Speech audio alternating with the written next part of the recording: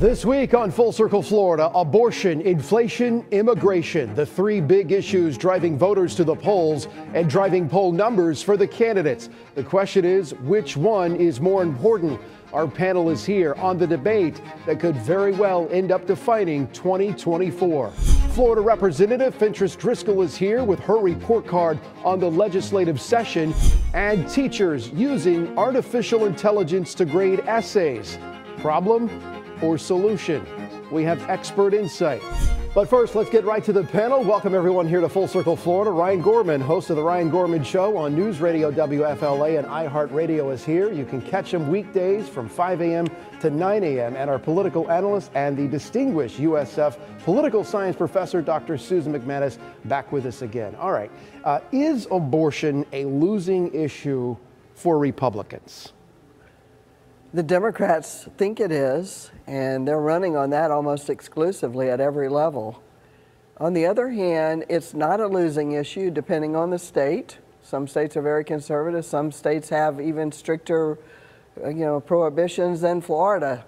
And overall, though, what you see is the party and the reactions to what's happening with Arizona is Republicans are coming to the middle. And I read a very interesting analysis this morning, and I agree with it, which says that the party is now, ironically, coming to the viewpoint that Nikki Haley expressed on the campaign trail. Do you leave it up to the states? Well, yeah, that's the law of the land right now. I think we've heard former President Donald Trump talking about this in recent days, and his position seems to be, just leave it up to the states. Now, there could be federal legislation that Congress could pass, but they're not going to. And that was one of the points that Nikki Haley was making, this idea of discussing this issue around a federal piece of legislation is kind of ridiculous because it's never going to pass Congress. The question, I think, for former President Donald Trump, and then obviously Republicans now in Arizona, is what do you support in those states? So if it's a state's issue, like here in Florida, and you're a Florida resident like Donald Trump is, do you support the 6-week ban, or do you support the amendment that would go up to viability? Well, he says leave it up to the states, but then Arizona happens and they go back to 1864, and he said that he would work that out if he were elected president. So you either leave it up to the states or you don't. I mean, well, what's happening in Arizona, it looks like it's very, very likely that there's going to be an amendment on the ballot for the voters to decide, just as there's going to be in Florida. Does somebody like Carrie Lake, who said she supported that law and then flip-flopped within the week and said that they should repeal it? I mean, is there flip-flopping going on in the Republican Party? Is they're trying to figure out where they need to be on this issue? Have you ever seen that Homer Simpson gif where he's backing into the bushes? That's kind of like what Republicans are doing on the abortion issue right now. It's tricky, I think though. It's because a lot more information is out there. Yeah. Suddenly you're not talking about just viability. You're talking about exemptions. Is it rape, incest, health of the mother? See, Carrie Lake, it was just health of the mother that was the only thing protected. She said that's not enough. So it's very contextual, and it's changing as this discussion sort of evolves. All right, from abortion to economy, how can President Biden honestly say inflation is getting better if it's getting worse? We saw new data that came out today. It ticked back up in March. This is exactly not what he wants in terms of his sell to the American people, and they may have to raise interest rates again before it's all said and done. This is a terrible problem. Each party has their problem. For Republicans, it's abortion, and for the presidency, the border, and especially the economy.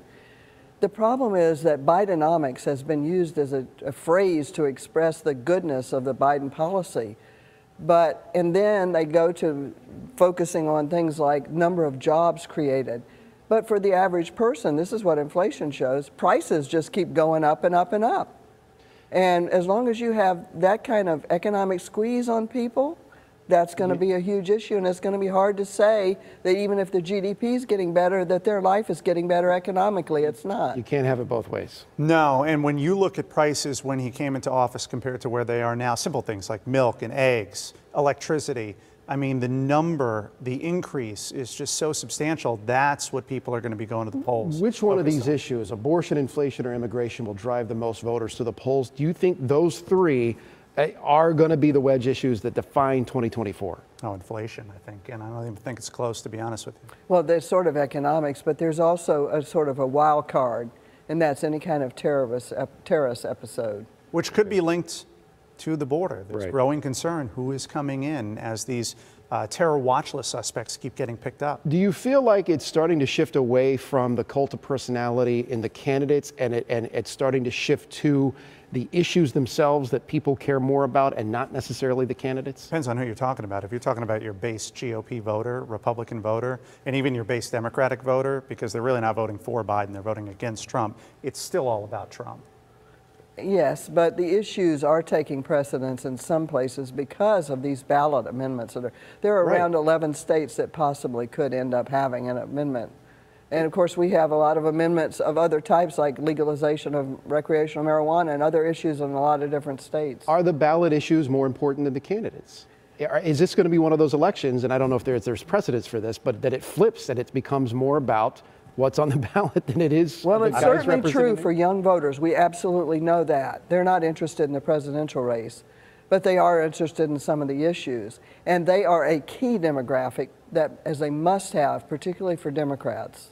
More so in Arizona, I think, than Florida, because I don't think Florida, you're not going to see what you saw with the DeSantis reelection, a blowout win.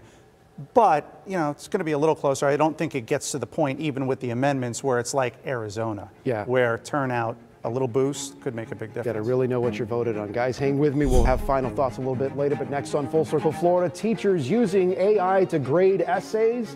What's next? We'll discuss.